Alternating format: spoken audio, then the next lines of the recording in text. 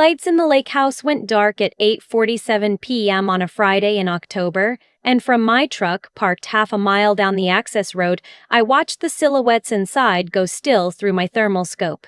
43 people. I'd counted them as they arrived. My mother had told her bridge club it was going to be the party of the year. She wasn't wrong about that. She was just wrong about whose party it was. People always ask why I waited so long. 3 years, 11 months, and 16 days. The honest answer is that I'm a forensic accountant, and forensic accountants don't pounce. We document, we reconcile, we build a case until the case builds itself. My name's Hollis, I'm 31. I bought the property on Crooked Pine Lake in upstate New York in the spring of 2022, 3 weeks after my grandfather Walter died and left me the down payment in a sealed envelope with my name on it and nobody else's. Grandpa Walter was a quiet man who fixed clocks in his garage and kept a small ledger of every dollar he ever made.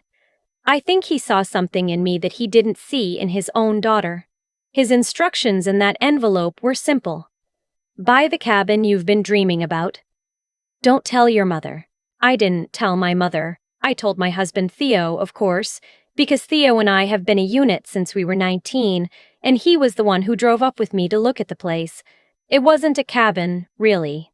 It was a 4-bedroom timber frame lodge on 3 acres of private waterfront, built in 1998 by a retired dentist who'd put a stone fireplace the size of a Volkswagen in the great room.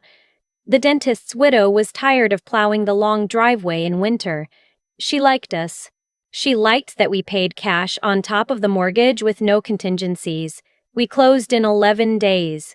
For about 4 months, the lake house was a secret Theo and I held between us like a candle. We drove up on weekends. We painted the kitchen a soft, pale green.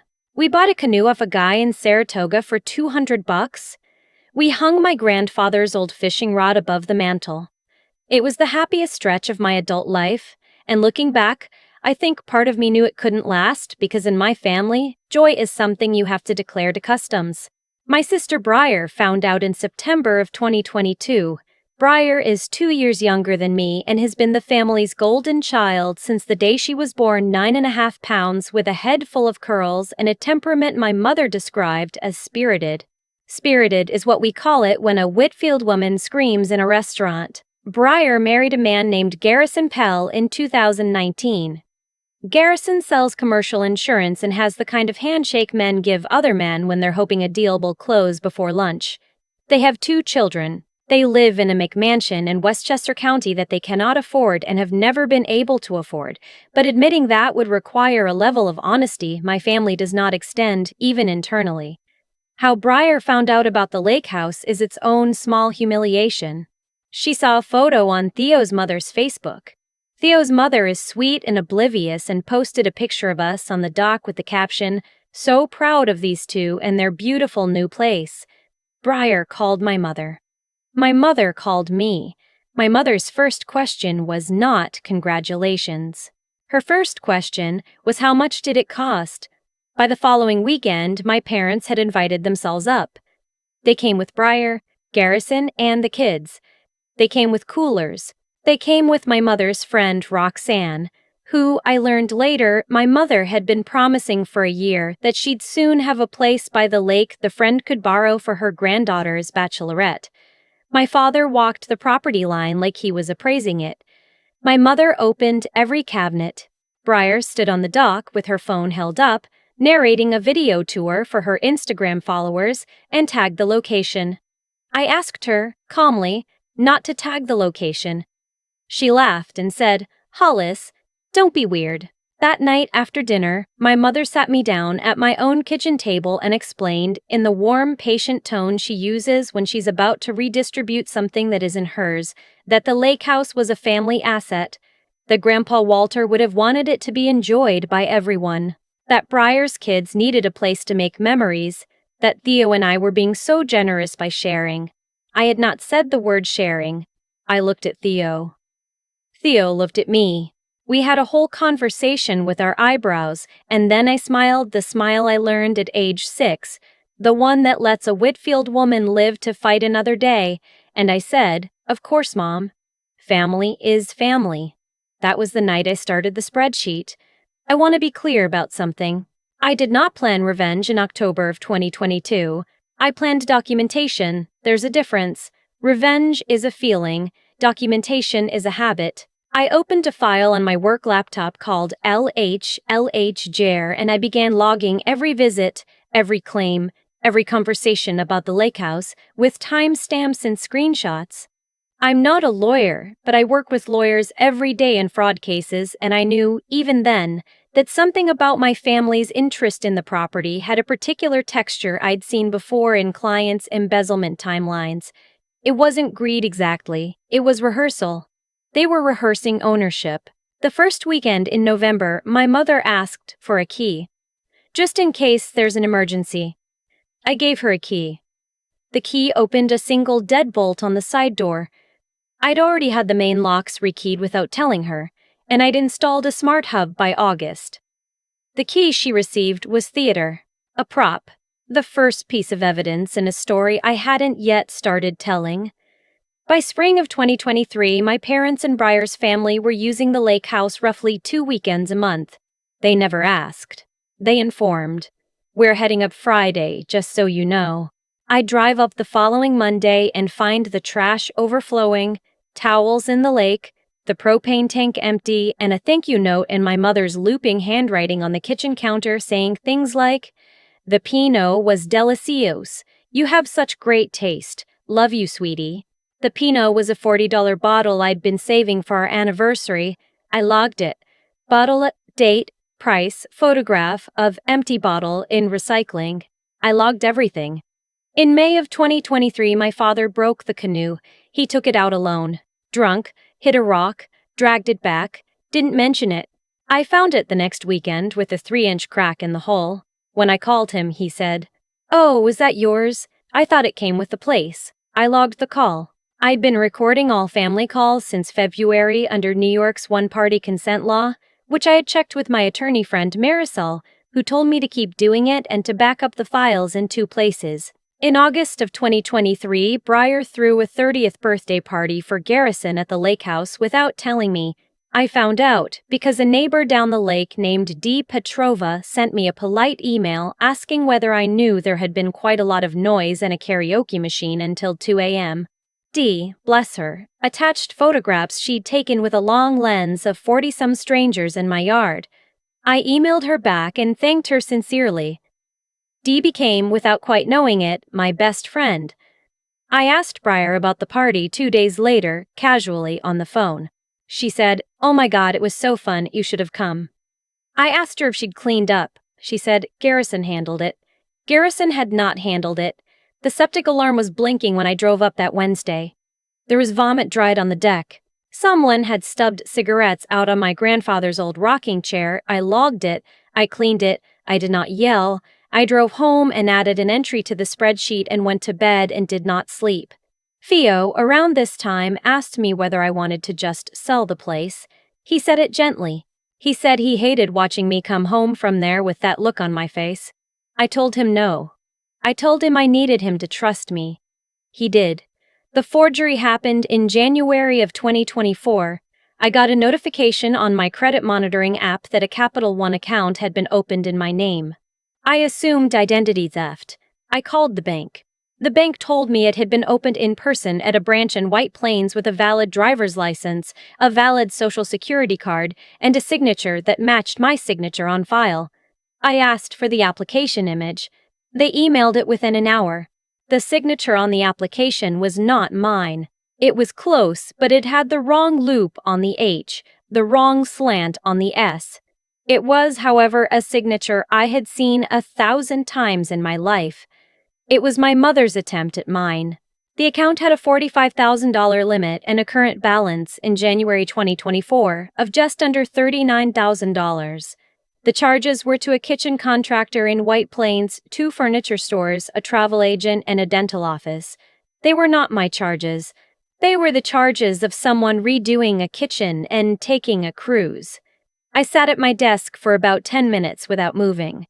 Then I called Marisol, and I called the bank's fraud department, and I called my brother Quinn.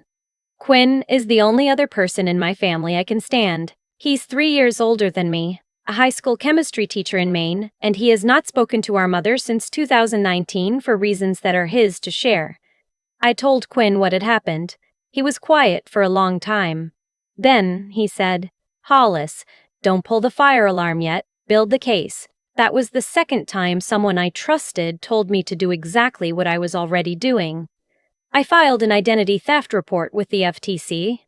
I filed a police report in White Plains. The detective I drew was a tired man named Renfrew who, when I laid out the documentation, looked at me over his reading glasses and said, "Ma'am, in 26 years I have never seen a victim this organized." I gave him a flash drive. He gave me his card. He told me he'd be in touch. I did not press charges in January of 2024. I asked Renfrew to keep the case open and warm. He understood without me explaining. He'd done elder fraud for years. He knew what a family case looks like when it's still cooking. The spreadsheet grew. The deed was in a safety deposit box at a credit union my mother didn't know about. The smart hub upgraded to a pro plan. I added exterior cameras, 2 of them, disguised as bird feeders, with cellular backup that did not depend on the house's internet. I added a backup propane generator that I controlled from my phone, which meant I could also disable from my phone. I added a remote main water shutoff. I added a Z-Wave network for the locks, the thermostat, the garage, the boathouse, and the well pump. None of this was paranoid. All of it was documented as legitimate property management upgrades through my LLC, which had owned the lake house since 2023 for tax purposes. I had set up the LLC the year before on Marisol's advice. The LLC was the only legal owner of record. My name appeared on it as sole managing member. My mother's name appeared nowhere. In June of 2024, my mother asked me to put Breyer on the deed. She framed it as estate planning. "God forbid anything happens to you, Hollis. You wouldn't want there to be a mess." She suggested it over Sunday dinner at my parents' house in Tarrytown, with Breyer sitting across from me chewing roast chicken and not looking up. I said I'd think about it. My mother said she'd already had her friend Howard, who is a real estate lawyer, draw something up. She slid a folder across the table. I took the folder home. I read it. It was a quitclaim deed transferring 50% ownership of the lake house from me to Breyer for love and affection and $10. The signature line for me was already lightly penciled with my name in someone else's handwriting, like a tracing guide. I photographed every page. I did not sign it. I did not return it. I did not mention it again. I just waited to see what would happen. What happened, 2 weeks later, was that my mother called me, breezy, and said, "Hey, by the way, I had Howard go ahead and file the paperwork, so we're all good on that." I asked her very gently what paperwork. She said, "The deed thing." I drove to the Saratoga County clerk's office the next morning. There was, in fact, a quitclaim deed on file dated the previous Tuesday, transferring 50% of the property to Breyer Whitfield Pell. The signature on the line for the grantor, me, was the same wrong loop H I had seen on the Capital One application. I requested a certified copy. I drove it directly to Renfrew. He looked at the document, looked at me, and said, "Are we ready now?" I said, "Almost." The almost was Breyer's birthday party. In late July of 2024, Breyer called me, sugar sweet, and said she was thinking of doing a little something for her 32nd at the lake house in October. She said she wanted to invite just family and a few close friends. She said Mom thought it would be so cute. She said, "We'd love your blessing." I said, "Of course. Have fun. Just let me know the dates so I can make sure the place is ready." She told me October 18th through 20th. 40 people. Catering from a place in Schenectady? A DJ? A photo booth? Don't worry about a thing, sis. I did not worry about a thing. I spent August and September quietly preparing. I had the septic pumped. I had the chimney inspected. I had the locks fully audited by the security company. I had a third camera installed inside in the great room, covering the front door, the kitchen, and the staircase with audio.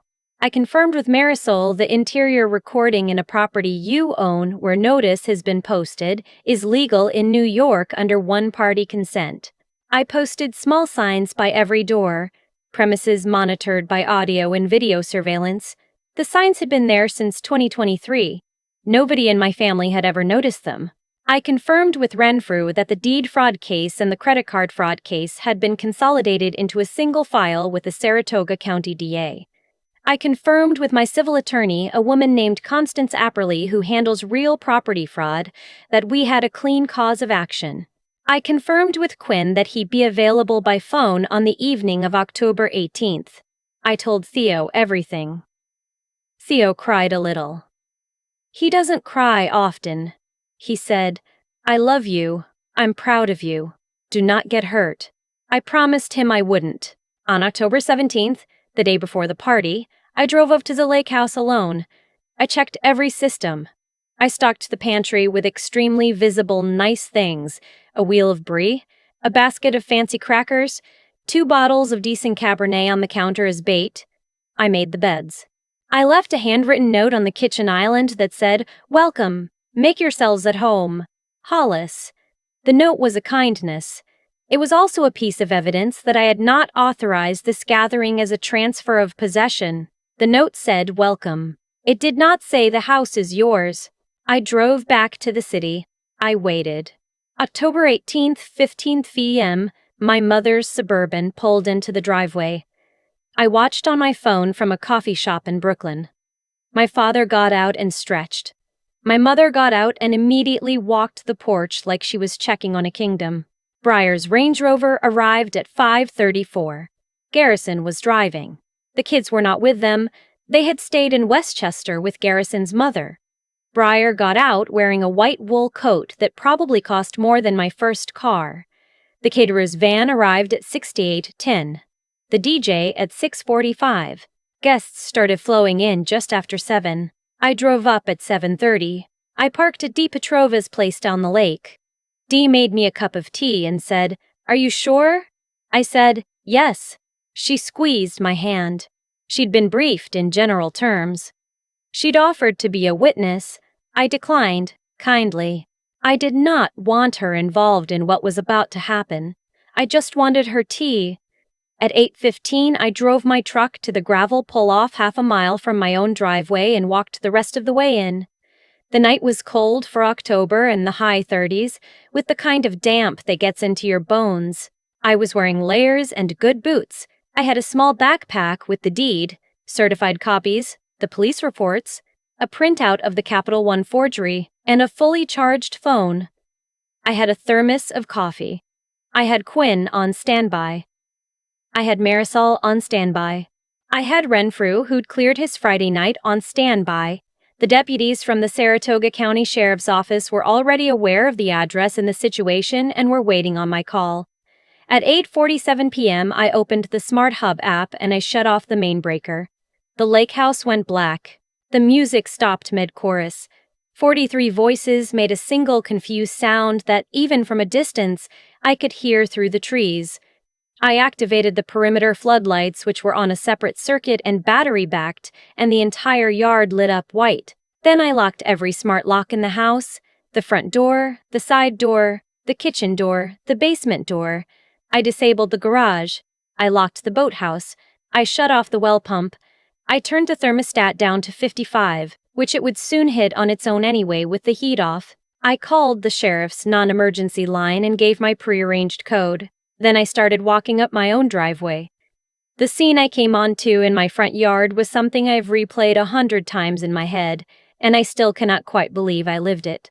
People were spilling out of the front door, which I had unlocked after a calculated 30 seconds, because I did not want to be charged with unlawful imprisonment, into the floodlit gravel, holding their phones up as flashlights, my mother shouting at no one in particular about a fuse box. The caterers were standing by their van looking lost. The DJ was rolling cable.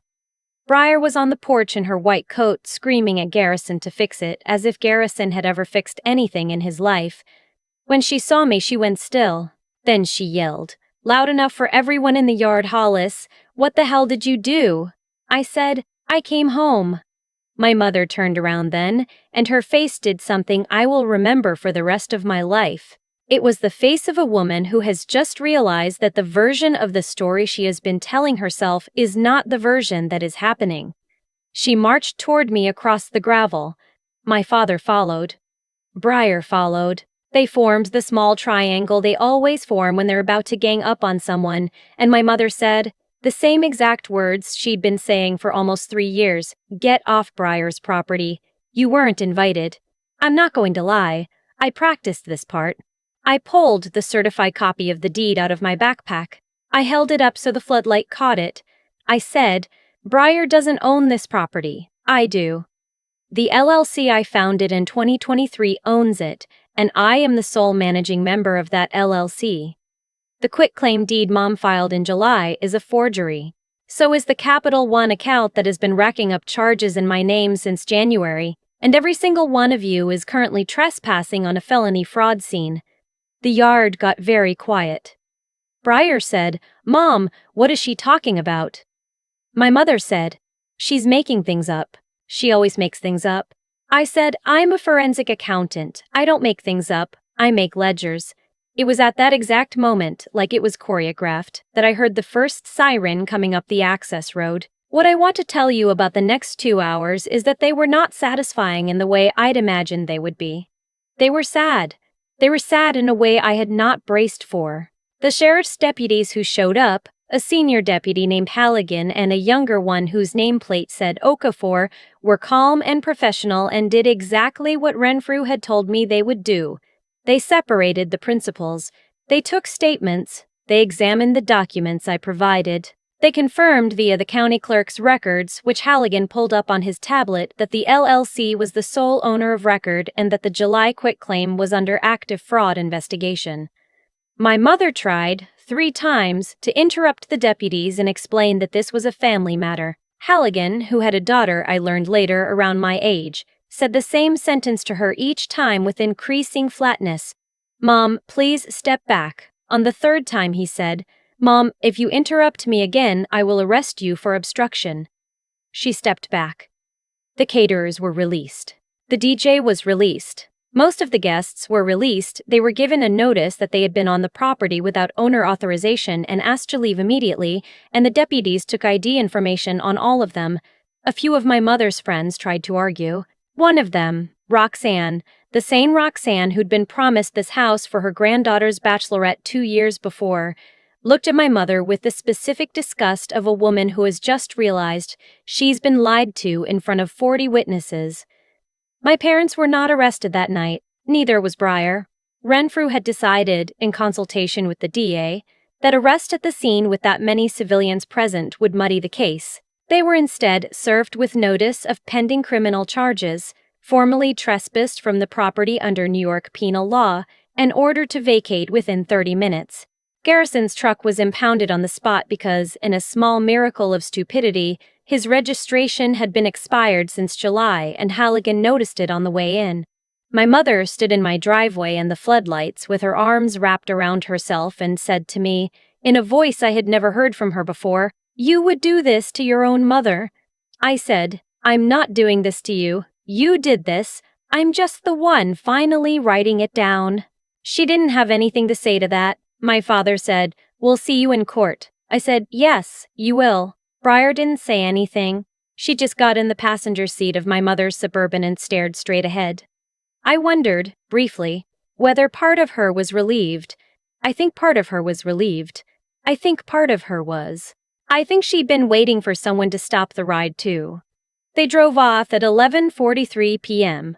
The deputies stayed another 40 minutes, taking photographs, collecting the abandoned phones and purses people had left in their hurry, walking me through the paperwork. Halligan, on his way out, looked at me and said, "Ma'am, I don't say this often, but you did this exactly right." I said, "Thank you." I closed the door. I said, "Thank you." I closed the door. I sat on my own kitchen floor in the dark with my back against the cabinets and I called Theo. Theo did not say much. He just stayed on the phone with me while I cried for the first time in what felt like a year. He was already in the car driving up. He got there at 3:15 a.m. He held me until the sun came up over the lake. The criminal cases took 14 months. My mother pled guilty in December of 2024 to 2 counts of forgery in the second degree, 1 count of grand larceny in the third degree, and 1 count of criminal possession of a forged instrument. She was sentenced to 5 years probation, restitution of $47,400, and 100 hours of community service. My father pled to a single count of conspiracy and received probation. Breyer, who had cooperated against my mother by the end, pled to a misdemeanor for the credit card use and received a conditional discharge. The civil case wrapped in March of 2025. Constance and I sued my parents and Breyer jointly for fraud, conversion, trespass, and punitive damages. We settled out of court for an amount I am not going to share except to say that my mother's house in Tarrytown was sold to cover it and that Breyer and Garrison sold the McMansion. My mother now lives in a 1-bedroom condo in Yonkers. My parents are divorced. My father moved to Arizona last summer. Breyer and Garrison are still married, technically, but Breyer moved with the kids back in with her in-laws in Connecticut. And Quinn tells me, because Quinn talks to Breyer now sometimes, that she is in therapy for the first time in her life. I have not seen my mother since the courthouse. The lake house is still mine.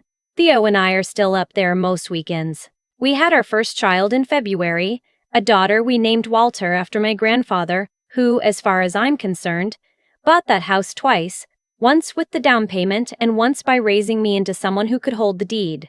People ask me sometimes, when this story comes up at parties or in support groups for family estrangement, what the lesson is. I never have a clean answer. The lesson isn't cut off your family. The lesson isn't forgive. The lesson, I think, is that documentation is its own kind of love. Love for yourself.